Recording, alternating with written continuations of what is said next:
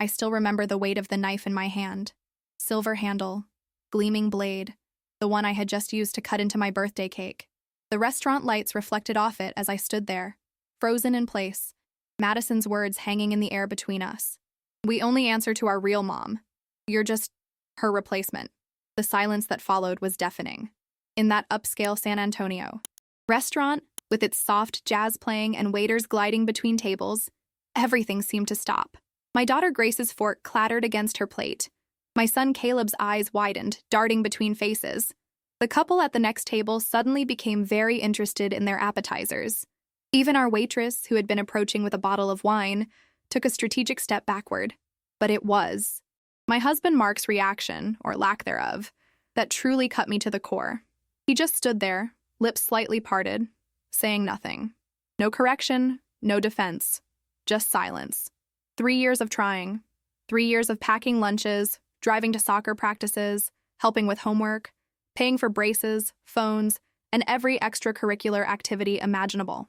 3 years of telling myself that blending families takes time, that patience is love in action. And this was my reward, public humiliation on my 45th birthday. I felt something inside me shift, not break. No, I was already broken. This was different. This was something hardening, crystallizing. I placed the knife gently on the table, wiped my hands on my napkin, and stood up straight. Okay, I said, my voice steadier than I expected. Since I'm not your mother, then nothing I pay for belongs to you. I looked directly at Mark, whose expression was finally changing from blank to alarmed. Mark, you can pick up your children tonight. Their phones are deactivated, their cards are frozen, and when you get home, the locks will be changed. Gasps rippled around the table. Madison's smug expression faltered. Mason, who had been smirking behind his soda, suddenly looked up. Mark reached for my arm, but I stepped back. Angela, don't be dramatic, he whispered. It's your birthday. Let's just enjoy dinner. You're right, it is my birthday, I replied, gathering my purse. And I'm giving myself the gift of self-respect. I walked out of that restaurant with my head high, though my heart was shattering with each step. Grace and Caleb followed me, my sweet children who had tried so hard to make this blended family work, just as I had. Mom? Grace's voice was small as we reached the car. At 12, she was too perceptive for her own good. Are we really locking them out? I took a deep breath, the cool evening air filling my lungs. We're setting boundaries, sweetheart. Sometimes that's the only language people understand. I didn't start crying until we were driving home. And even then, I made sure to wipe my tears before either child could see them in the rearview mirror. The tears weren't just about tonight. They were for all the nights I'd lain awake wondering what more I could do. All the family dinners where tension simmered beneath polite conversation. All the times I'd caught Madison and Mason mocking my biological children while Mark looked away. It had all started so differently. Mark and I had met at a hospital fundraiser 3 years ago. He was a widowed architect with 2 teenagers, and I was a divorced nurse practitioner with 2 younger children. We'd bonded over single parenthood and our shared vision of creating something beautiful from our separate lives. We'd dated for a year, before marrying, giving the children time to adjust to the idea. I'd been so careful, so intentional. I'd read all the books on blended families, joined support groups, even arranged family therapy sessions. But the reality had been far from the Brady Bunch fantasy. From the beginning, Madison and Mason had drawn invisible lines of loyalty, while Grace and Caleb had embraced Mark, calling him Dad. Within months, his children had pointedly called me Angela, when they addressed me at all. As I pulled into our driveway, the home Mark and I had purchased together, with my down payment, I made my calls.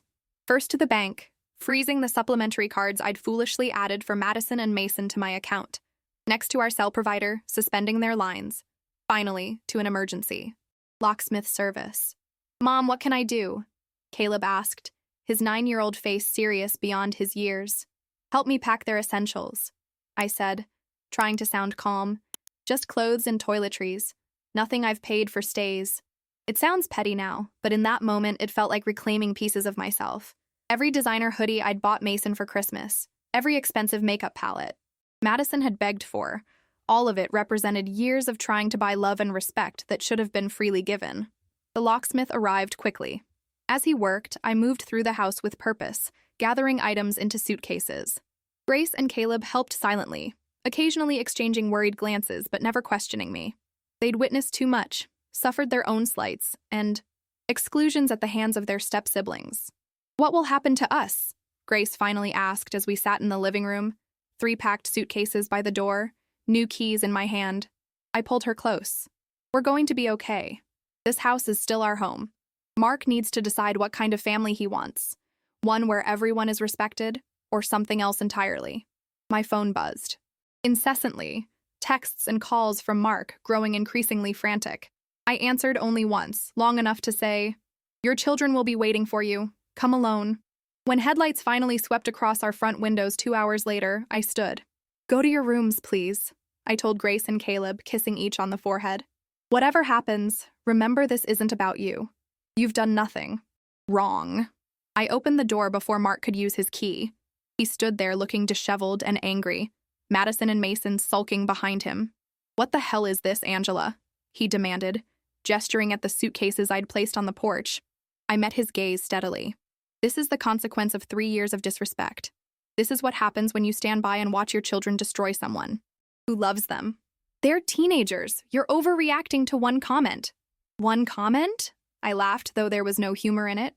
"Mark, this has been happening since day one, and you've enabled it every single time." Madison stepped forward, her teenage confidence slightly dimmed. "You can't just kick us out. This is our house, too." "Actually," I said quietly, "it's not. My name is on the mortgage. I've paid for nearly everything in it. And as I was so clearly reminded tonight, I'm not your mother. I'm just a replacement. Replacements don't owe you a home." The look of shock on their faces might have been satisfying under different circumstances, but I took no pleasure in this moment. There was only a deep, aching sadness for what could have been, what should have been. "Take them to their aunts," I told Mark, "or wherever you think is best. But they're not welcome here until they understand what respect means." I placed the suitcases at his feet. "Neither are you." As I closed the door on their stunned faces, I leaned against it, finally allowing myself to slide to the floor. The tears came then, not quiet ones, but deep, body-shaking sobs that carried the weight of 3 years of trying to love children who had decided, long before they knew me, that I wasn't worth loving back. Looking back, I can pinpoint the exact moment I should have seen the warning signs. It was during our honeymoon, when Mark and I called the kids from our hotel in Cancun. Grace and Caleb had been staying with my sister, while Madison and Mason were with their maternal aunt Diane. "Hi, Dad," Madison had said when she appeared on the screen, completely ignoring my presence. Then, pointedly, "When are you coming home? Not you both, or you guys, just him." Mark had chuckled, seemingly amused by his daughter's attachment. "Miss me already, princess? We'll be home in 5 days. I had brushed it off then. She was a 13-year-old girl who had lost her mother to cancer 2 years prior. Of course she'd be possessive of her father. I told myself to be patient, to give her time and space to adjust. I was, after all, the first woman Mark had seriously dated since his wife's death. The first few months after our wedding had been a careful dance of trying to establish routines in our new home. I'd taken a step back from my full-time position at the hospital to be more present, reducing to part-time hours so I could be home when the kids returned from school. I'd researched recipes that might appeal to teenagers, learned about their favorite bands and TV shows, and even tried to engage with Madison's interest in makeup by taking her shopping for cosmetics. "You don't have to try so hard," Mark had said one night, finding me poring over a book about blended families. "They'll warm up to you naturally." But they didn't. The resistance was subtle at first. Small acts of defiance like forgetting to do chores I'd assigned or making plans that deliberately excluded Grace and Caleb. Then it escalated. One Tuesday afternoon, about 6 months into our marriage, I'd asked Mason to turn down his music so Grace could focus on studying for a big test. "You're not my mom," he'd responded without looking up from his phone. "I'll wait for my dad to say something." I'd stood there, stunned by the blatant disrespect. Later, when I mentioned it to Mark, he'd sighed and said, "They're still adjusting, Angela. They miss their mom. We need to give them time.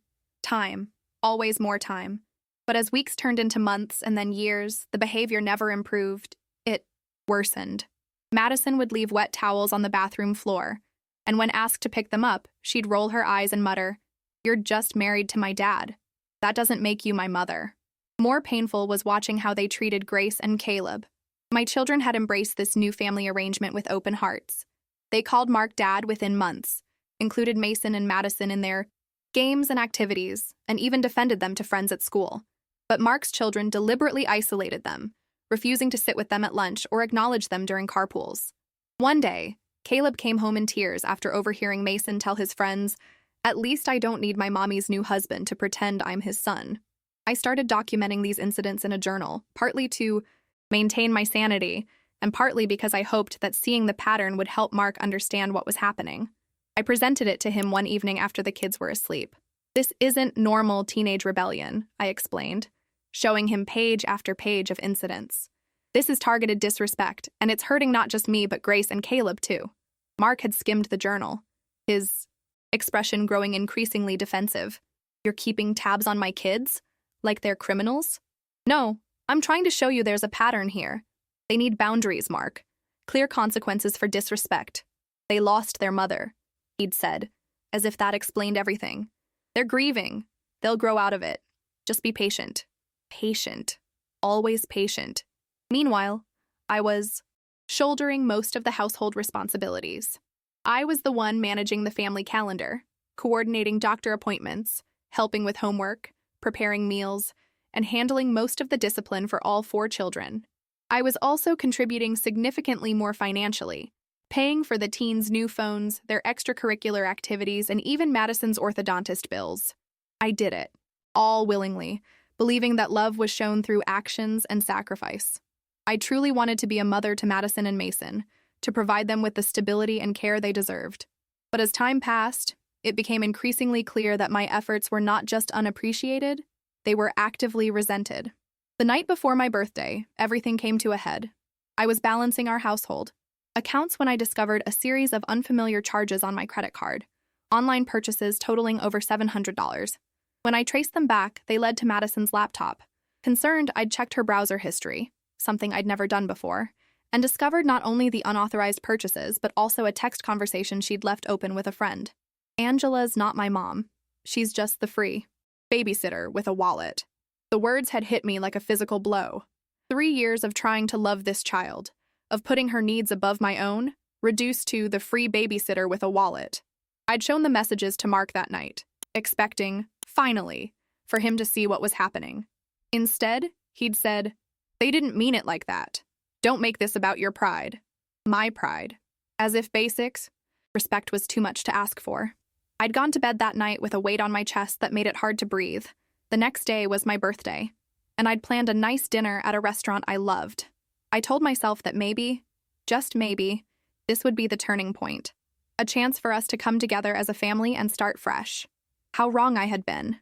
Now, as I sat on the floor of our entryway, back against the locked door I'd just closed on my husband and his children, I wondered how I could have been so blind. The signs had always been there. Mark had never truly expected his children to respect me. He'd never set that standard or enforced it. In his mind, I was the adult. I should be the one to endlessly accommodate, to never take offense, to always understand. But I was done. Understanding. Done making excuses. Done being the convenient ATM and emotional punching bag. I pulled myself up from the floor, wiping away tears with the back of my hand. I heard soft footsteps on the stairs and looked up to see Grace and Caleb standing there, uncertainty written across their young faces. "Are they gone?" Grace asked softly. I nodded, holding out my arms. They rushed down the stairs and into my embrace, and for the first time in years, I felt like I could breathe freely in my own home. "What happens now, Mom?" Caleb whispered against my shoulder. I kissed the top of his head, breathing in the scent of his shampoo. "Now," I said with newfound resolve, "we rebuild. Just us." It wasn't the family I had tried to build, but perhaps it was the family we needed. The morning after my birthday, I woke up feeling something I hadn't experienced in years. Peace. My bedroom, usually filled with the tension of Mark's unspoken disapproval, felt like my own sanctuary again. I lay still for a moment, watching dust motes dance in the sunbeam that cut across the bed. His side remained untouched, the pillows still perfectly arranged from when I'd made the bed yesterday. I reached for my phone, bracing myself for what I'd find. 27 missed calls from Mark. Dozens of text messages ranging from angry demands to tearful apologies. Several voicemails I wasn't ready to listen to. I set the phone down without responding and padded downstairs to make coffee. Grace was already at the kitchen table, homework spread before her, though it was Saturday. My methodical, responsible daughter who had learned to make herself invisible to avoid becoming a target. "You're up early," I said, kissing the top of her head. She looked up, her eyes clearer than I'd seen them in months. I slept better last night, she admitted. It was quiet. The simple statement hit me like a revelation. Our home hadn't been peaceful in years. Every dinner conversation walked on. Eggshells. Every movie night fraught with tension over whose turn it was to pick.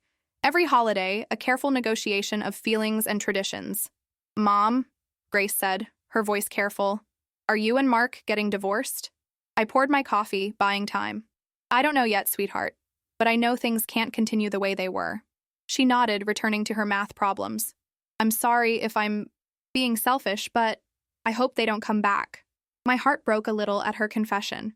Children shouldn't have to hope for the absence of family members to feel safe in their own home. "That's not selfish," I assured her. "It's honest." Caleb joined us soon after, his hair sticking up in all directions, asking for pancakes as if it were any normal Saturday. As I mixed batter and heated the griddle, my phone buzzed again. Mark, no doubt. I ignored it. The weekend passed in a strange, suspended state. I took the kids to the park, we ordered pizza and watched movies. I helped with homework and did laundry, all the normal routines of family life, but with an unfamiliar lightness. The absence of Madison's critical stares and Mason's sarcastic comments changed the entire atmosphere of our home. On Monday morning, as I dropped Grace and Caleb at school, I finally checked my voicemails. Mark's voice, initially angry, had gradually shifted to pleading. "Angela, you've made your point. Let's talk about this like adults. The kids need to come home. They have school tomorrow. Please call me back. We can work this out." The final message, left at 2 a.m. that morning, was different. "I'm staying at Diane's with the kids. They're upset. I didn't realize how bad things had gotten. I think we need to talk, really talk. Call me when you're ready." I sat in the school parking lot long after the bell had rung, staring at my phone. The admission, "I didn't realize how bad things had gotten," was the first acknowledgement from Mark that there was a problem beyond my oversensitivity. Part of me wanted to call him immediately, to seize this moment of awareness. But another part, the part that had been ignored and dismissed for 3 years, wasn't ready. Instead, I drove to my sister Jennifer's house. She opened the door in her bathrobe, coffee mug in hand, expression shifting from surprise to concern when she saw my face. "What's wrong?" she asked, ushering tear. Me inside. I told her everything. The birthday dinner, the lockout, the weekend of peace. "Well, it's about damn time," she said when I finished. Jennifer had never hidden her disapproval of how Mark's children treated me. "You should have done this 2 years ago." "I wanted it to work," I said, voice cracking. "I really thought if I just loved them enough." "Oh, Angie." She squeezed my hand. "Love isn't enough when there's no respect. You can't pour from an empty cup, and those kids, and Mark, have been draining you dry for years." She was right. I thought back to all the times I'd felt invisible in my own home. The night Madison had a sleepover and introduced me to her friends as my dad's wife, rather than her stepmother. The afternoon Mason had a medical form that needed a parent's signature, and he'd waited 3 extra days for Mark rather than ask me, even though I was a nurse practitioner. The Christmas morning when I'd spent weeks finding thoughtful gifts for everyone, only to receive hastily purchased gift cards from Madison and Mason, while they'd given Mark elaborate, personalized presents. The countless evenings I'd cooked meals accounting for everyone's preferences, only to have Mark's children push food around their plates and later order takeout, leaving their dishes for me to clean. The time Madison had gotten her period at school, and instead of calling me, who was 5 minutes away, she'd called her Aunt Diane, who lived across town, making her wait in the nurse's office for over an hour. "What are you going to do now?" Jennifer asked, refilling my coffee. "I don't know," I admitted. "Part of me wants to file for divorce immediately, but another part still loves him," she finished for me. I nodded, ashamed of this weakness. "Is that pathetic?" "No, it's human. But Angie, loving someone doesn't mean accepting mistreatment. Even if you decide to try again with Mark, things have to change. Fundamentally change." I left Jennifer's house with a clearer mind and a recommendation for a family therapist. Not for reconciliation, necessarily, but for guidance through whatever came next. On the drive home, I made another decision. I called my attorney. Eric Fisher had handled my divorce from my first husband, Richard, who had left when Caleb was just a baby. He listened patiently as I explained the situation. "I'm not filing for divorce yet," I clarified. But I want to protect myself and my biological children. I need to remove my financial liability from Madison and Mason's expenses, school tuition, medical bills, co-signed accounts, and I want to understand my rights regarding the house. Smart, Eric said. Let's set up a meeting for tomorrow. In the meantime, document everything. Dates, incidents, financial contributions. And Angela, don't move out of that house no matter what. I spent the afternoon making calls to the children's schools, informing them of the separation and updating emergency contact information, to my bank, removing the authorizations I'd added for Mark on certain accounts, to my work, arranging for more hours now that I didn't need to be home for 4 children every afternoon. That evening, as Grace, Caleb and I ate dinner at our kitchen table. A simple meal of spaghetti and garlic bread. My phone rang. Mark's number. With the children watching, I answered and put it on speaker. Angela, he began, his voice strained. We need to talk. We're having dinner, I replied calmly. I can call you back afterward. The kids need their things for school. Laptops, books, uniforms. You can't just keep eating their property. I felt my jaw tighten. Those laptops were Christmas presents from me. The uniforms were purchased with my credit card. But I'm not unreasonable, Mark. You can come by tomorrow after the children are at school to pick up their essential items. This is ridiculous, he said, voice rising. They're children. You're punishing them for one comment?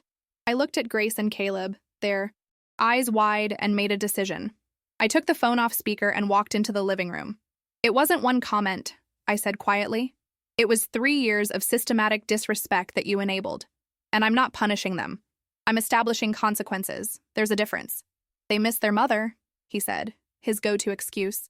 Yes, they do. And that's tragic. But grief doesn't give anyone the right to be cruel to others, especially children who have done nothing wrong. Grace and Caleb lost their father too, Mark. Richard walked out on them. But they've never used that as an excuse to mistreat you. Silence stretched between us. Finally, he sighed. Can I come by tomorrow at 9? Yes, come alone. We can talk then. After hanging up, I returned to the table where Grace and Caleb were, pretending they hadn't been straining to hear. Is Dad coming home? Caleb asked, his voice small. Not yet, buddy. He's coming to pick up some things for Madison and Mason tomorrow. We're going to talk. Are you getting back together? Grace's question was pointed, her eyes searching mine. I reached across the table and took her hand. I don't know, but I promise you this. I will never again allow anyone to make you feel less than in your own home. Whatever happens, you two are my priority. That night, after tucking the kids into bed, I sat at my desk and began writing. Not in my journal of grievances, but in a letter to Mark. I poured out everything I'd been holding back for 3 years. The hurt, the disappointment, the gradual erosion of my self-worth. I wrote about the family I'd hoped we could be, and the reality of what we'd become. I wrote about boundaries and respect and what love should look like. When I finished, it was past midnight. I sealed the letter in an envelope, not sure if I would give it to him tomorrow or ever. But writing it had clarified something for me. Whatever happened next, I would never again make myself small to accommodate someone else's inability to grow. Mark arrived at exactly 9 the next morning, looking like he hadn't slept in days. His usually perfectly pressed shirt was wrinkled, his hair uncombed. I felt a twinge of something. Not quite sympathy, but recognition of shared pain. Coffee? I offered as he stepped inside, keeping my voice neutral. He nodded, following me to the kitchen. The house was quiet, the children at school, giving us space for what needed to be said. I've packed their school essentials, I said, gesturing to 2 boxes on the dining table. Textbooks, laptops, uniforms. Their personal items can wait until we've figured things out. Mark sat heavily at the kitchen island, accepting the mug I handed him. Angela, he began, then stopped, seeming to search for words. I don't understand how we got here. I leaned against the counter, maintaining distance. Don't you? Because I've been trying to tell you for 3 years. He stared into his coffee. Madison hasn't stopped crying since your birthday. Mason barely speaks. They're devastated. Because they faced consequences for the first time, I said evenly. That's not devastation, Mark. That's accountability. They're just kids. No, I cut him off. Madison is 16. Mason is 18. They're old enough to know better, and you're 45. You're definitely old enough to know better. He flinched at that. What do you want from me, Angela? An apology? Fine, I'm sorry. I should have stepped in at the restaurant. I should have said something. This isn't about the restaurant, I said, feeling a familiar frustration rising. It's about every day for the past 3 years. It's about you consistently choosing their comfort over my dignity. It's about you teaching them that disrespecting me, and by extension, Grace and Caleb, is acceptable. I never taught them that, he protested. You did.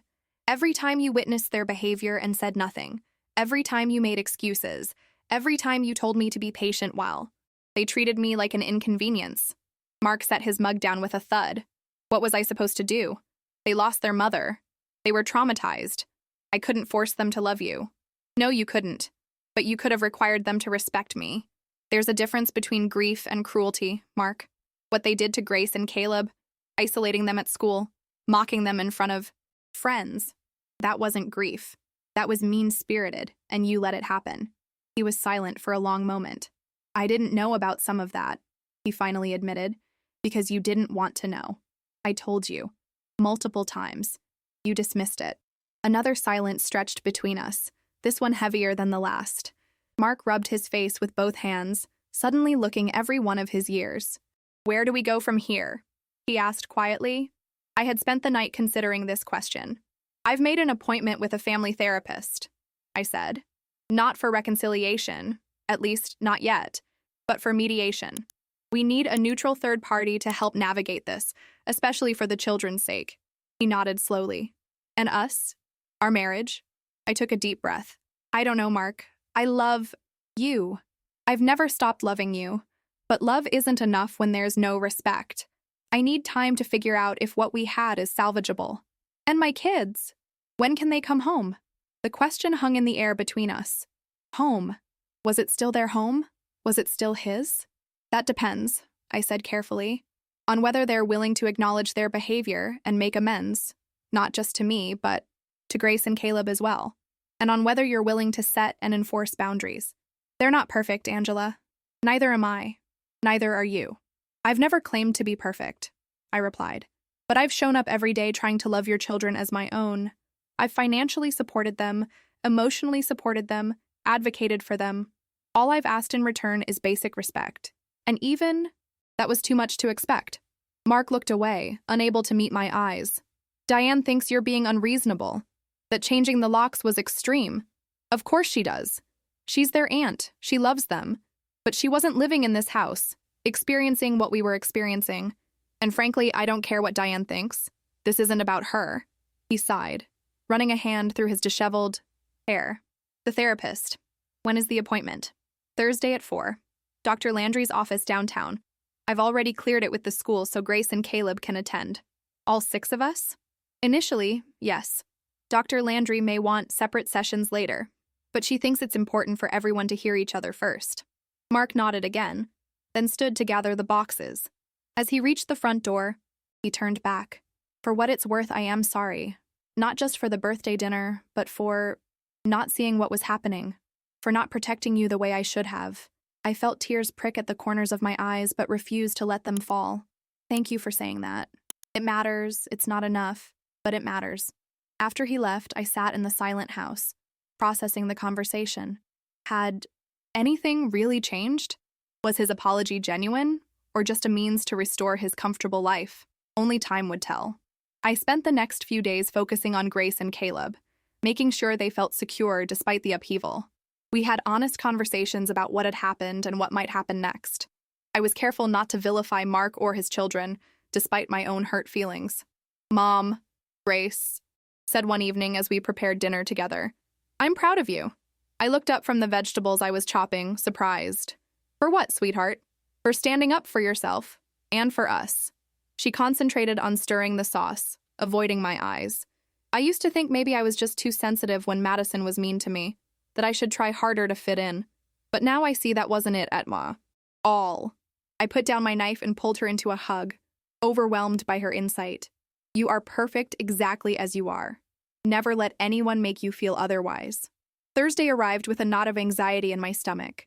I dressed carefully for the therapy session, professional but approachable, nothing that could be perceived as provocative or confrontational. I wanted the focus to be on healing, not on reopening wounds. When we arrived at Dr. Landry's office, Mark was already there with Madison and Mason. The teenagers looked subdued, Madison's usual confident posture replaced by hunched shoulders, Mason's typical smirk nowhere to be seen. They didn't make eye contact as we sat in the waiting room. The six of us spread across two couches, a physical manifestation of our divided family. Dr.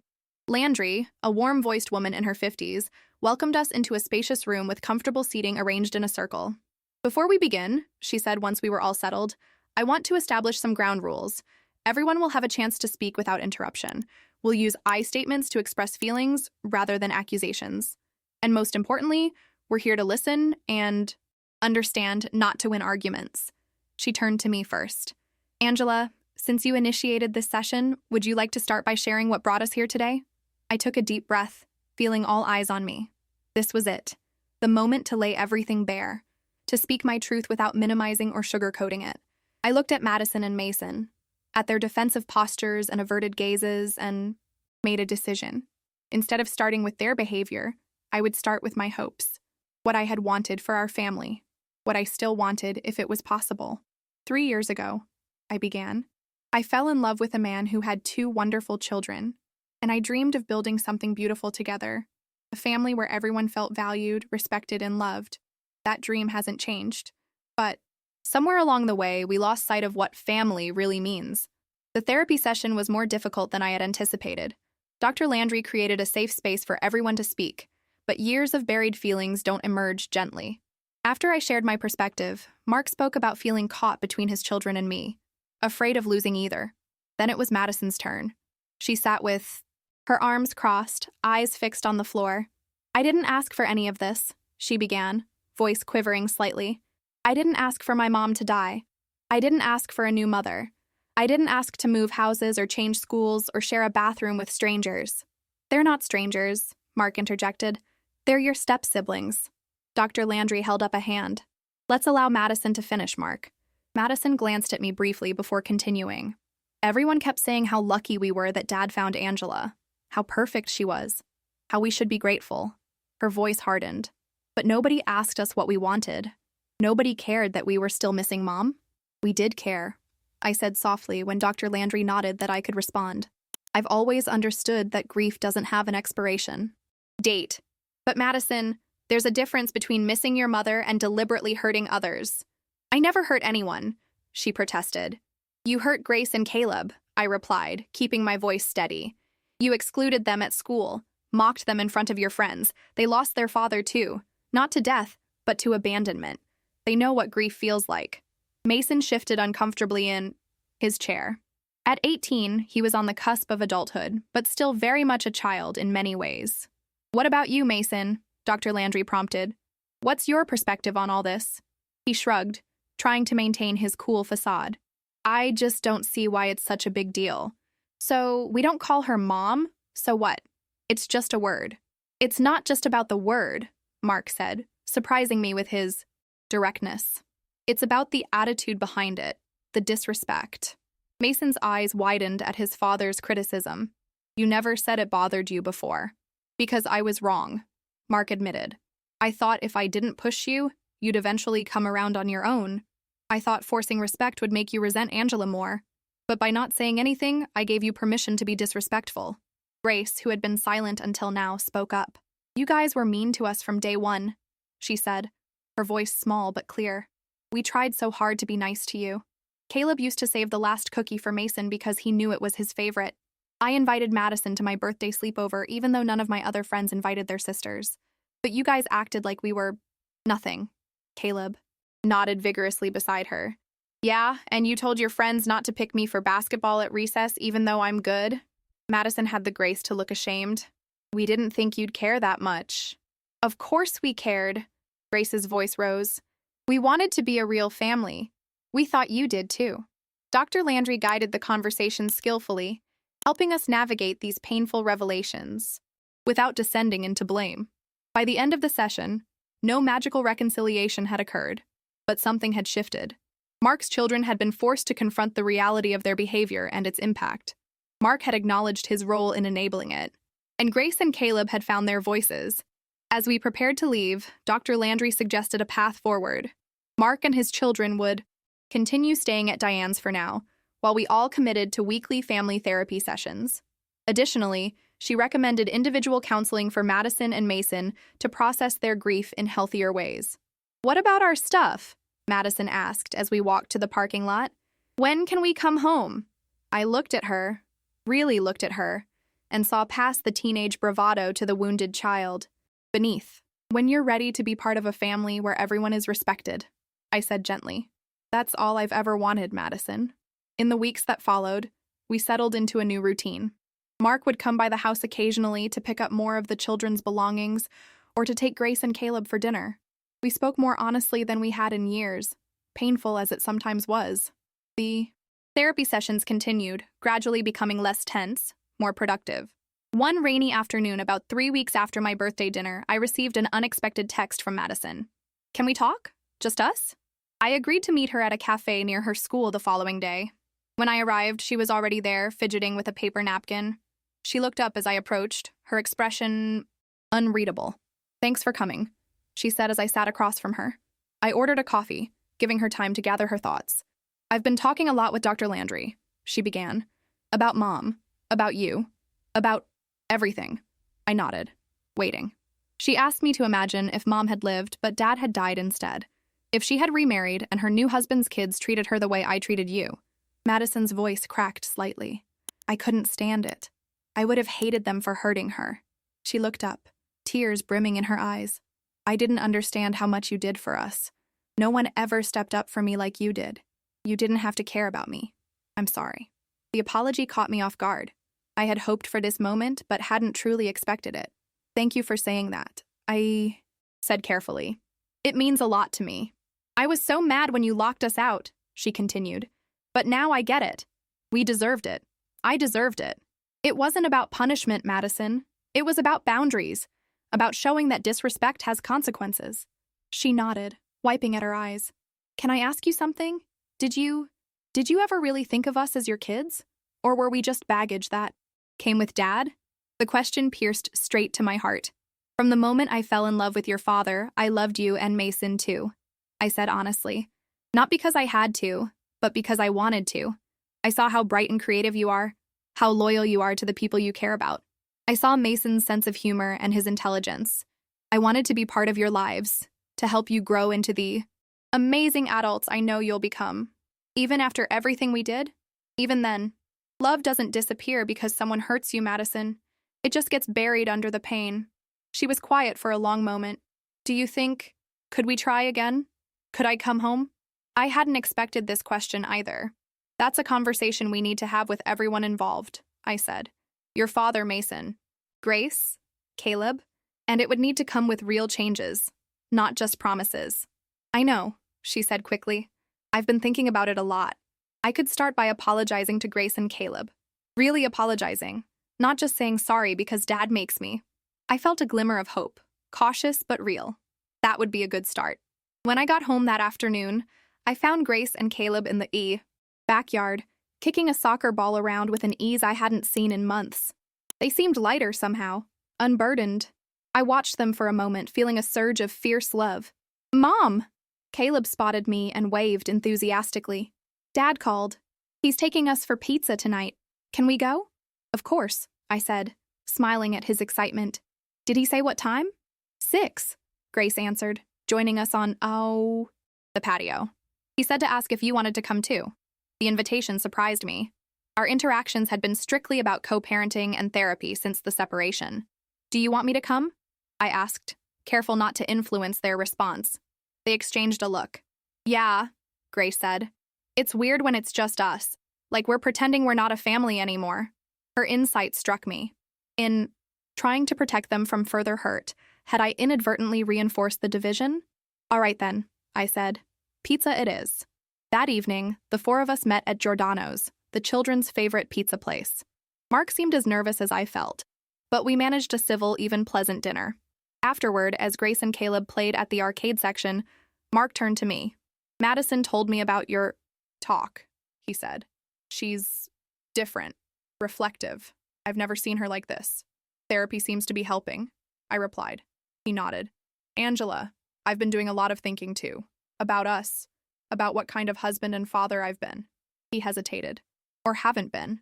I waited, sensing he needed to say more. When Carol died, I was lost. The kids were all I had left of her, and I was so afraid of losing them too that I let them get away with things I shouldn't have. I didn't set boundaries because I wanted to be the good parent, the one who never said no. He met my eyes directly. But that wasn't fair to you. Or to them, really. I set them up to think the world would bend to accommodate their grief forever. It's understandable, I said softly. Grief makes us do things we wouldn't normally do. Maybe, but it's not an excuse. He took a deep breath. I'd like to try again if you're willing. Not just move back in right away, but start rebuilding. All of us. I considered his words carefully. The past weeks had shown me I could stand on my own, that I didn't need this marriage to be complete. But did I want it? Despite everything, did I still believe in the family we could be? I'm not saying no, I finally replied. But I need more than words this time, Mark. I need to see real change. Consistent change. That's fair, he said. More than fair. As we watched Grace and Caleb playing together, laughing with an abandon I hadn't seen in too long, I felt something unfurl inside me. Not forgiveness, not yet, but its possibility. The path forward wouldn't be easy, but for the first time in years, it felt possible. The following week brought another unexpected visitor to our door. I was sorting through mail when the doorbell rang. Opening it, I found Mason standing on the porch, hands shoved deep in his pockets, looking uncomfortable. Mason, I said, surprised. Your dad's not here right now. I know, he replied, shuffling his feet. I came to talk to you. I invited him in, noticing how he scanned the living room as if seeing it for the first time, or perhaps looking for changes in his absence. Can I get you something to drink? I offered, falling back on hostess habits. He shook his head, then seemed to reconsider. Actually, yeah. Do you still have that mango juice I like? The question, his recognition of a preference, I had always remembered, caught me off guard. Yes, I said, moving to the kitchen. I still buy it every week. He followed me, watching as I poured his juice into the tall glass he had always preferred. Another small detail I had maintained even in his absence. Why?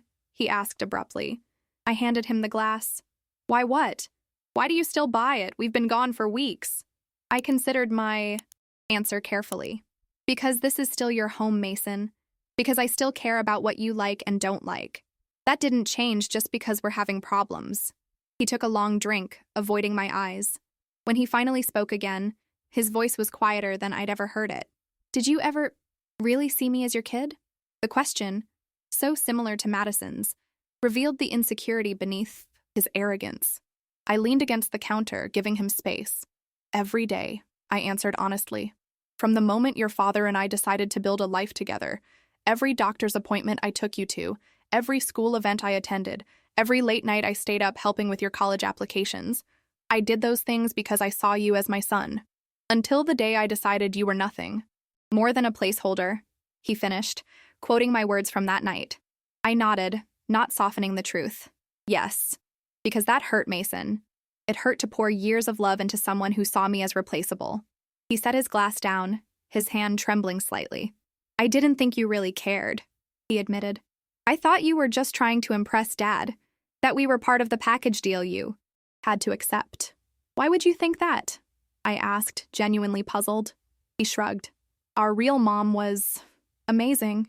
Everyone loved her. She was beautiful and smart and perfect. I didn't think anyone could actually want to be our mom after her, so it made more sense that you were faking it. The admission revealed so much about his behavior. The testing, the rejection before he could be rejected, the protective shell of sarcasm. Your mother was amazing, I agreed. I never tried to replace her. I just wanted to be another adult who loved you, who helped guide you through life. Different, but still valuable. Mason was quiet for a long moment. I screwed up, he finally said. Really screwed up. With you, with Grace and Caleb. I was a jerk. Yes, I said simply. You were. He gave a startled laugh at my directness. Aren't you supposed to say it's okay or something? It wasn't okay, I replied. But it's not unfixable either. How? He asked. And for the first time since I'd known him, Mason looked his age. A young man on the edge of adulthood, uncertain of his path forward. You start by making amends to the people you've hurt. You acknowledge what you did wrong, take responsibility for it, and commit to doing better. And then you follow through on that commitment, even when it's hard. He nodded slowly. I want to come home, he said. But not if Grace and Caleb don't want me there. I'd understand if they didn't. His consideration for my children, perhaps the first he'd ever expressed, touched me deeply. That's mature of you, Mason. And it's a conversation we need to have as, a family. After he left, I sat in the kitchen for a long time processing the conversation. Mason's visit, coming so soon after Madison's, suggested that real change might be possible. Not the surface-level compliance I'd hoped for in the past, but genuine understanding and growth. That evening, I called Mark and shared what had happened. Both of them have reached out, I said. That means something. It means everything, he replied, emotion evident in his voice. Angela, they've never been this reflective, this aware of how their actions affect others. Whatever else happens between us, you've helped them grow. His acknowledgement of my influence, positive influence on his children, felt like the validation I'd been seeking for years. We talked for hours that night, more honestly than we had since our early dating days, about our fears and insecurities, about our failures as partners and parents, about what we wanted for our future, individually and possibly together. 2 days later, we had a special family therapy session with Dr. Landry. All 6 of us gathered in her office, the atmosphere tense but hopeful. I understand there have been some important conversations happening outside our sessions, Dr. Landry began. Would anyone like to share? Madison spoke first, addressing Grace and Caleb directly. I've been really mean to you guys, for years. Not because of anything you did, but because I was angry and sad about my mom and you were easy targets. She took a shaky breath. I'm really sorry. You didn't deserve any of it. Grace studied her stepsister's face, searching for sincerity. Did you mean it when you told your friends not to talk to me at school? Madison flinched but answered honestly. Yes, and it was cruel and stupid and I wish I could take it back. Mason cleared his throat. I was worse, he admitted. Especially to you, Caleb. You were just a little kid trying to have a big brother, and I shut you out because it was easier than caring about you and maybe losing you too. He looked at his father. Like we lost Mom. Mark's eyes filled with tears. You won't lose people by loving them, Mason. That's not how it works. But we did lose Mom, Madison pointed out, her voice breaking. Yes, Mark acknowledged, and that was devastating. But closing ourselves off from love doesn't protect us from pain. It just guarantees we'll never experience joy either. Dr. Landry guided us through this emotional terrain with gentle skill, helping each person express their fears and hopes. When it was my turn, I spoke directly to Mark's children. I want you both to know something important, I said. I never, ever wanted to erase your mother from your lives. I know how special she was, how much you still miss her. If we move forward as a family, I want to find ways to honor her memory, not pretend she never existed. Madison wiped at her eyes. Really? You wouldn't mind if we still had pictures of her? If we still celebrated her birthday? Of course not, I said, surprised by the question. She'll always be part of who you are. That's not something anyone should try to change. By the end of the session, we had reached a tentative agreement. Madison and Mason would come home for a trial weekend. We would establish clear expectations for behavior from everyone, create a chore schedule that distributed responsibilities fairly, and commit to regular family meetings where concerns could be aired before they festered. As we prepared to leave, Caleb, my sweet, forgiving 9-year-old, approached Mason, somewhat cautiously.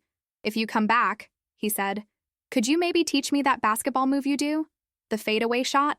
Mason looked startled, then genuinely pleased. Yeah, buddy, I could do that. The simple exchange, an olive branch extended by the youngest among us, moved me deeply. Children often lead the way in forgiveness, I realized, if we adults don't interfere with our own unresolved issues.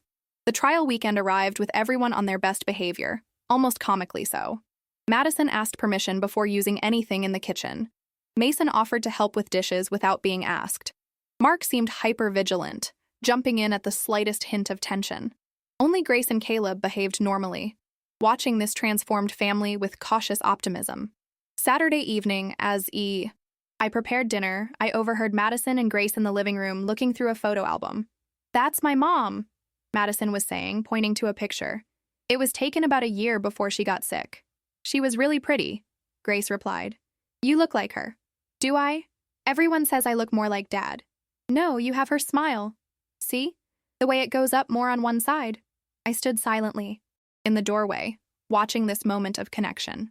Madison looked up and saw me, her expression uncertain, as if she feared I might be upset by this discussion of her mother. Instead, I smiled and joined them. Your mother had a beautiful smile, I agreed. And Grace is right. You have it too. Madison's relief was palpable. Dad doesn't talk about her much anymore, she admitted. I think he thinks it will make you uncomfortable. It doesn't, I assured her. She's an important part of your history, of this family's history. Later that night, after the children were asleep, Mark and I sat on the back patio, the mild Texas evening wrapping around us like a comfortable blanket. I saw you with the girls in the photo album, he said. Thank you for that. For what? For making space. For Carol. For not being threatened by her memory. I considered his words. She gave you Madison and Mason. She helped shape them into who they are. How could I not honor that?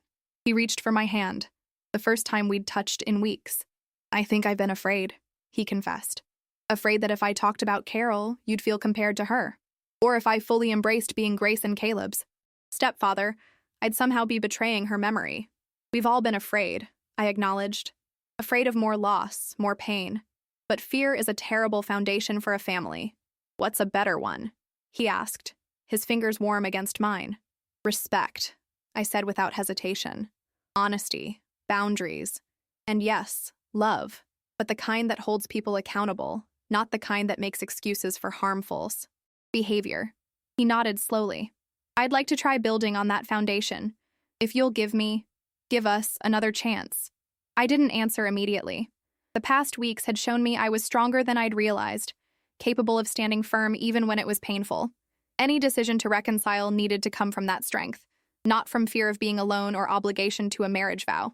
One day at ARA time, I finally said, with clear expectations and real consequences if they're not met. For all of us. He squeezed my hand, accepting these terms. One day at a time. As we sat in comfortable silence, watching stars appear in the darkening sky, I felt something I hadn't experienced in years. Genuine hope for our future. Not the desperate optimism that had sustained me through difficult times, but a grounded, clear-eyed belief that we might actually build something beautiful from these broken pieces. The weekend ended with a family meeting where we discussed next steps.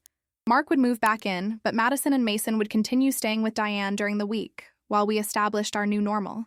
We created a family charter of sorts. Expectations for behavior, consequences for breaking rules, and a commitment to honest communication. As they prepared to leave Sunday evening, Madison hesitated at the door, then surprised me with a hug. Thank you, she whispered, for not giving up on us even when we gave you every reason to. I hugged her back, feeling the fragile bridge we were building between us. Family doesn't give up, I said simply. We just learn better ways to love each other. 3 months passed, each day bringing small victories and occasional setbacks. Mark had moved back home fully, and Madison and Mason split their time between our house and their Aunt Diane's, a compromise that gave everyone space to adjust to our new family dynamics. The transformation wasn't instantaneous or perfect. Old habits occasionally resurfaced. A dismissive tone from Mason, a moment of enabling from Mark, but the difference now was that we addressed these issues immediately, no longer allowing resentment to fester beneath forced politeness. One Tuesday afternoon in May, I was reviewing patient files in my home office when I heard the front door open, followed by voices in the kitchen. School had let out an hour earlier, and I'd expected Grace and Caleb to be alone. Curious, I made my way downstairs. The scene that greeted me stopped me in my tracks. Madison stood at the kitchen island, ingredients spread before her, directing operations like a general. Grace was measuring flour while Caleb carefully separated eggs. Mason was rummaging through the pantry. We need vanilla extract, Madison said, frowning at her phone. The recipe says it's essential. Top shelf, behind the baking soda, I offered from the doorway. 4 heads turned in my direction, expressions ranging from startled to sheepish. We wanted to surprise you, Grace explained. It's your half-birthday. I blinked, confused. My what? Your half-birthday, Madison repeated as if it were obvious. 6 months from your actual birthday. We thought, after what happened last time, you deserved a do-over. My throat tightened with unexpected emotion. After the disaster of my actual birthday, they'd remembered the date 6 months later. They'd planned this together. It was Madison's idea, Caleb volunteered, always quick to give credit. Madison's cheeks flushed. It's no big deal, just cake. But it wasn't just cake. It was recognition, acknowledgement, an attempt at making amends in a tangible way. Can I help? I asked, joining them at the counter. Nope, Mason said firmly. You're the half-birthday girl. Go relax. We've got this under control. I raised an eyebrow at the mixing bowl, where eggshells floated among partially combined ingredients. Clearly? They laughed, and I felt the warmth of it spread through me. Genuine laughter, shared across the dividing eye. Lines that had once seemed insurmountable. Fine, Madison conceded. You can help with the frosting. But that's it. For the next hour, we worked together in the kitchen, measuring, mixing, sharing the easy conversation that had once been so elusive in our home. When Mark arrived from work, he stood watching us from the doorway, his expression a mixture of surprise and profound relief. What's all this? He asked, setting down his briefcase. Mom's half-birthday cake, Grace explained. We're celebrating because her actual birthday was a disaster, Madison finished candidly. Because of us. Mark joined us at the counter, pressing a kiss to my flour-dusted cheek. A half-birthday celebration, that's brilliant. As we gathered around the table later that evening, candles glowing on a somewhat lopsided but earnestly made chocolate cake, I looked at each face in turn. Grace, my sensitive, perceptive daughter, who had weathered the storm of our blended family with remarkable resilience. Caleb, whose natural optimism had never wavered, even during the darkest times. Mason, finally allowing his genuine warmth to emerge from behind the protective shell of adolescent cynicism. Madison, her mother's smile now directed at me with genuine affection rather than contempt. And Mark, watching me with eyes that held not just love, but respect. Hard-earned, battle-tested respect. Make a wish, Mom, Caleb urged as the candles flickered. I closed my eyes, but for once I couldn't think of anything to wish for. Everything I needed was already here, around this table. Instead, I sent up a silent thank you for the difficult journey that had brought us to this moment, for the painful but necessary lessons we'd all learned. I blew out the candles to enthusiastic applause, and as Mason carefully cut the first slice, Madison cleared her throat. I have something for you, she said, reaching into her pocket. She pulled out a small box wrapped in silver paper. It's not much, but I unwrapped it carefully, aware of everyone watching. Inside was a delicate silver pendant on a chain, a tree with branches that extended in an intricate pattern. It's a family tree, Madison explained, her voice softer than usual. See, there are 6 stones embedded in the branches, one for each of us. I lifted the necklace, examining the tiny birthstones that represented each member of our blended family, all 6 of us included equally, no distinctions between real family and step family. Madison, it's beautiful, I said, blinking back tears. Thank you. I saved up for it, she added quickly. I didn't use your credit card this time. The comment, a direct reference to one of her past transgressions, startled a laugh from me. Her ability to acknowledge her mistakes without defensiveness was perhaps the most significant change in these past months. Will you help me put it on? I asked, handing her the necklace. As she fastened the clasp around my neck, her fingers clumsy with uncharacteristic nervousness, I felt the weight of the moment. This wasn't just a gift. It was a declaration, an acknowledgement that we were, despite everything, a family. Later that night, after the kitchen was cleaned and the children had gone to bed, Mark and I sat on the back porch swing, a nighttime ritual we'd recently reclaimed. Did you ever think we'd get here? He asked, his arm around my shoulders. I touched the pendant at my throat, thinking of the painful journey that had led to this peaceful moment. Honestly, there were times I didn't. What changed your mind? I considered the question carefully. It wasn't any one thing. It was seeing real effort, consistent effort from everyone. It was watching Madison and Mason take responsibility for their actions instead of hiding behind their grief. It was you setting boundaries instead of making excuses. He nodded, accepting this assessment.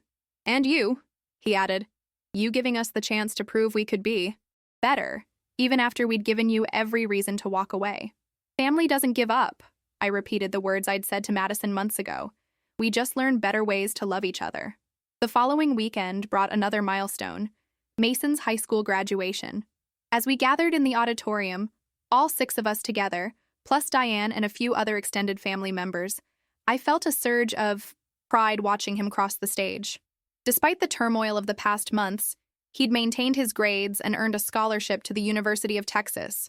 When his name was called, we all stood, cheering loudly enough to draw looks from neighboring families.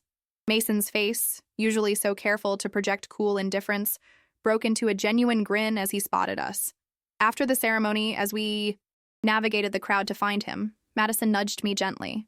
"He was worried you wouldn't come," she confessed. "After everything." The admission saddened me. "I wouldn't have missed it, Madison.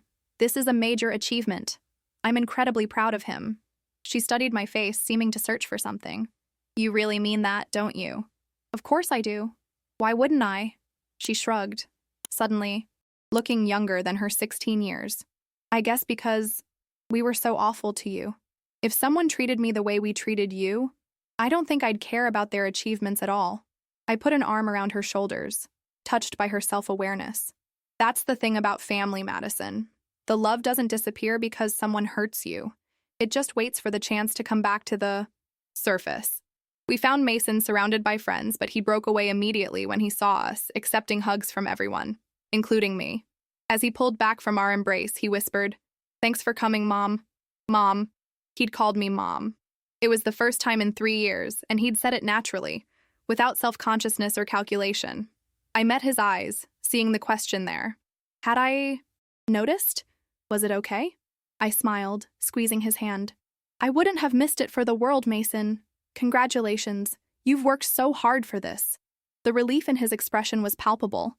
It wasn't a dramatic moment, no tearful declarations or grand apologies, but somehow that made it more meaningful. The simple, unforced acknowledgement of what we were to each other. Family. That night, after a celebratory dinner at Mason's favorite restaurant, I found a letter on my pillow when I went upstairs to bed. I recognized Mark's handwriting on the envelope, and curiosity piqued. I sat on the edge of the bed to read it. "Dear Angela," it began. "3 months ago, you locked us out of your heart and our home because we had failed you. As a husband, as children, as a family. You drew a line and forced us to see what we had become. It was the most loving act of tough love I've ever experienced. Today I watched my son call you Mom for the first time. Not because anyone pressured him, but because that's who you are to him now.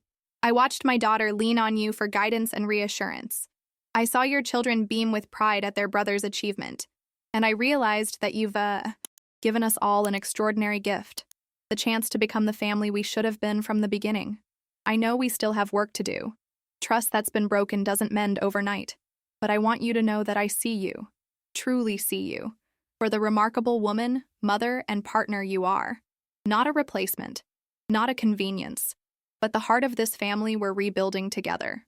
All my love, Mark." I held the letter to my chest, tears spilling freely now. When Mark entered the bedroom minutes later, he found me still sitting there, the letter in my hands, face wet with tears. "Too much?" he asked, looking concerned. I shook my head, unable to speak for a moment. Finally, I managed to say, "It's the letter I've been waiting 3 years to receive. Not because of the words, but because I know now you truly mean them." He sat beside me, taking my hand. "I do mean them. Every word." We still had challenges ahead. College for Mason, navigating Madison's remaining teenage years, helping Grace through the beginnings of adolescence, nurturing Caleb's growing independence. But for the first time, I truly believed we would face these challenges as a united front, a real family, bound by respect as much as by love. That night, as I drifted toward sleep with Mark's arm around me, I thought about the journey we'd taken, from the broken pieces of our separate lives to this hard-won wholeness. It hadn't been easy. It had required courage to draw boundaries, strength to maintain them, and wisdom to know when to open the gates again. But as the pendant at my throat reminded me, with its 6 birthstones nestled in silver branches, family isn't about blood or legalities or even shared history. It's about choosing each other, day after day, even when it's difficult. Especially when it's difficult.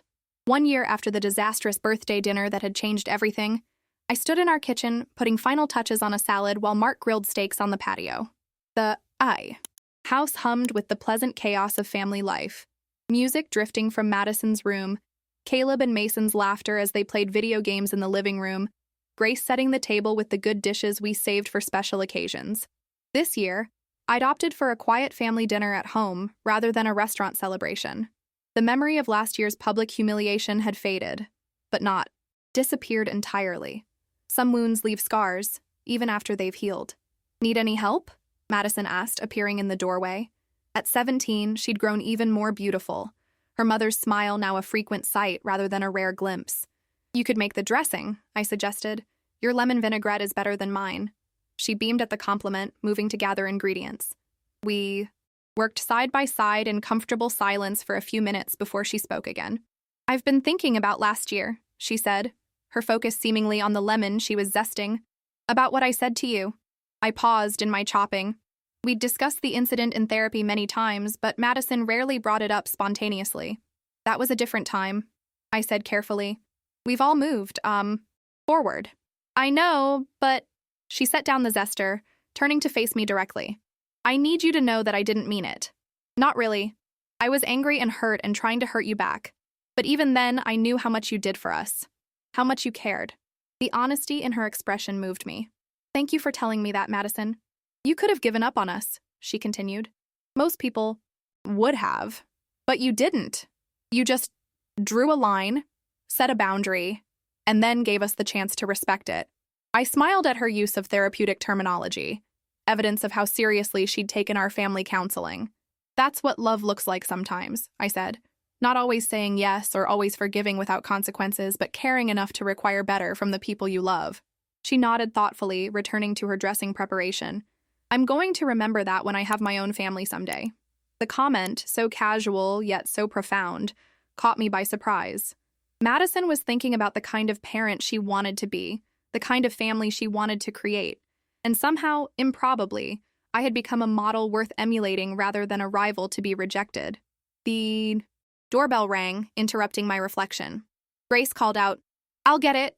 Her footsteps pattered across the entryway. Moments later, she appeared in the kitchen doorway, her expression puzzled. "Mom? There's a delivery for you."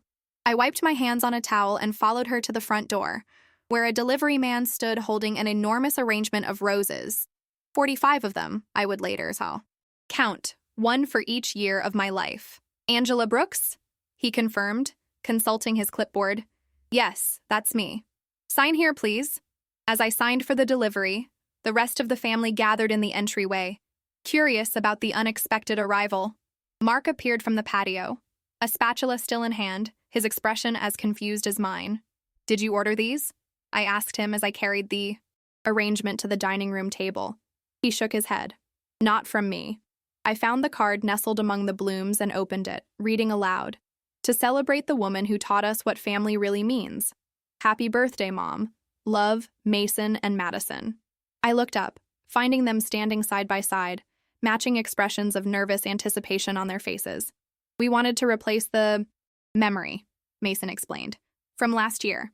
New birthday, new tradition," Madison added. I felt tears welling up and didn't try to hide them. "They're beautiful. Thank you both." "That's not all," Mason said, reaching into his pocket. He pulled out an envelope and handed it to me.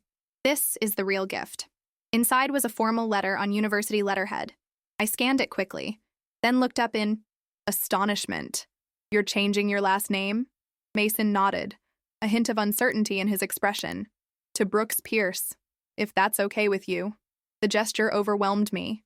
In our state, a legal name change at 18 was entirely his decision. He didn't need my permission, or even Mark's. But he was asking for my blessing, my acceptance of the symbolic joining of our families. "Mason, I would be honored," I said, my voice thick with emotion. "But are you sure? Your name is part of your heritage, your connection to your mother." "I know," he said seriously. "I thought about that a lot, but Mom would understand. This isn't about replacing her. It's about acknowledging what you've been to me, what you are to me. A real parent." Mark moved to stand beside his son, placing a hand on his shoulder. "Your mother would be proud of the man you've become, Mason, and so am I." I pulled Mason into a hug, feeling the solid strength of the young man who had once been a resentful, wounded teenager. "Thank you," I whispered. "This means more to me than you can know." Madison stepped forward then, her expression determined. "I have something too," she said, holding out a small gift bag. "It's not as dramatic as changing my name, but inside the bag was a framed photograph I'd never seen before. It showed Carol Pierce, Mark's first wife, Madison and Mason's mother, smiling at the camera, her resemblance to Madison striking. "I don't understand," I said, confused by the gift. Turn it over, Madison instructed. On the back of the frame was a handwritten note in careful script. Dear Angela, I found this when I was going through Mom's things at Aunt Diane's. It's her senior photo from when she was my age. I wanted you to have it because I think she would have liked you. I think she would have been grateful that you love us and Dad the way you do. You taught me that loving someone new doesn't mean forgetting someone you've lost. It just means your heart grows bigger. Love, Madison. I traced the words with my fingertip, understanding the profound gift I was being given. Madison wasn't just accepting me. She was integrating her love for her mother with her love for me, finding room in her heart for both. Madison, this is precious, I said, meeting her eyes. Are you sure you want me to have it? She nodded. I have others. And I thought, maybe we could put it on the family photo wall, next to our new family portrait, so everyone who visits knows our whole story. The suggestion, so thoughtful, so mature, brought fresh tears to my eyes. I think that's a beautiful idea. As we moved to the dining room for dinner, the conversation flowing easily around the table, I found myself observing each face in turn. Mark, more present and engaged than he'd been in years. Mason, on the cusp of leaving for college but secure in his place in our family. Madison, her defensive shell replaced by genuine warmth. Grace, blossoming in the healthier family dynamic. Caleb, his natural exuberance no longer dimmed by household tension. And me, no longer the outsider trying desperately to prove my worth, but the heart of this reconstructed family, valued and respected.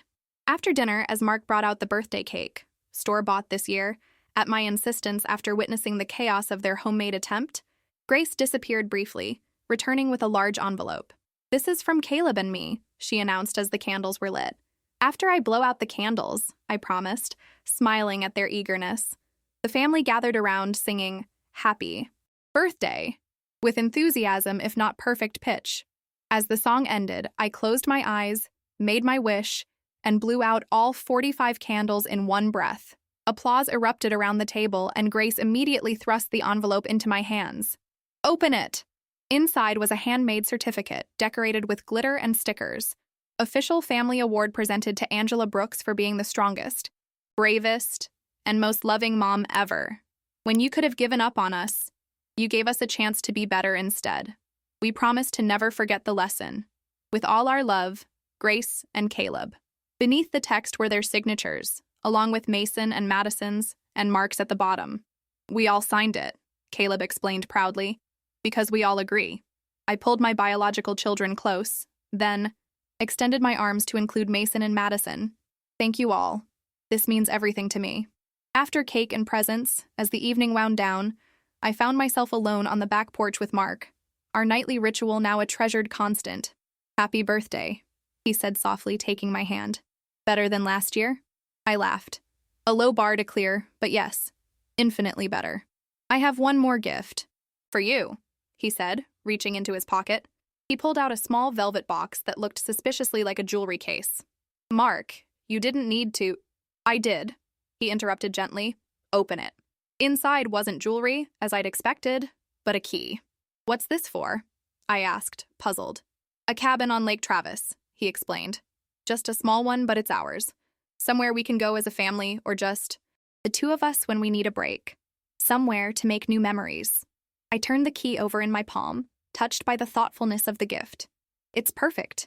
I was thinking, he continued, his voice taking on a hesitant quality, that maybe we could renew our vows there. Not a big ceremony, just us and the kids. A fresh start. The suggestion caught me by surprise. Renew our vows? He nodded, suddenly looking uncertain. Too soon? I considered the question seriously. A year ago, our marriage had been on the verge of collapse. The journey back had been difficult, requiring hard work and painful honesty from everyone involved. Were we ready to recommit, to celebrate the relationship we'd rebuilt from the ashes of the old one? As I looked into Mark's eyes, clear, present, no, longer avoiding difficult truths, I knew my answer. Not too soon, I said. Just right. His smile, relieved, joyful, warmed me more than the mild Texas evening. I love you, Angela. Not despite the boundaries you drew, but because of them. You made me a better man, a better father. And you learned, I said simply. That's all I ever wanted. For us to grow together, not apart. Later that night, as the house settled into quiet and I prepared for bed, I found myself standing before the family photo wall in the hallway. The new family portrait we'd taken last month held the central spot, all 6 of us in coordinating blue tones, smiles genuine rather than forced. Surrounding it were individual photos of each child, candid shots capturing their personalities. And now, in a place of honor, the portrait of Carol that Madison had given me. I touched the frame gently, thinking of the woman who had loved Mark first, who had given life to the 2 remarkable young people who now called me Mom. There was no jealousy, no insecurity, only gratitude for the foundation she had laid in their lives. "Thank you," I whispered to her image. "I'll take good care of them. I promise." As I turned away, I caught sight of my reflection in the hallway mirror. The woman looking back at me stood taller than she had a year ago, her eyes clearer, her smile more genuine.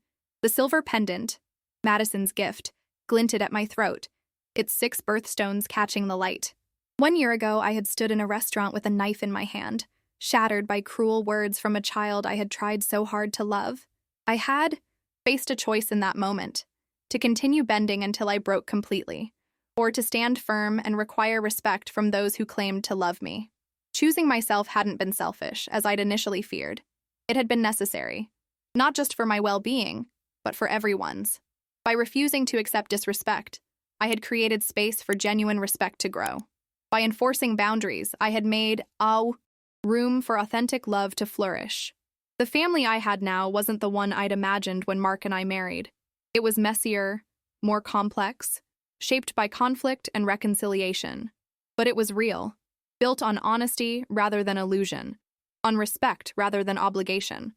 As I turned off the hallway light and headed to the bedroom where Mark waited, I felt a deep sense of peace settle over me. The journey hadn't been easy, but it had led us here, to a home filled with genuine love, to a family bound by choice as much as circumstance, to relationships tested by fire and emerging stronger for the trial. Sometimes the greatest act of love is drawing a line that protects your peace, even when everyone else wants you to stay silent, because real family isn't about blood.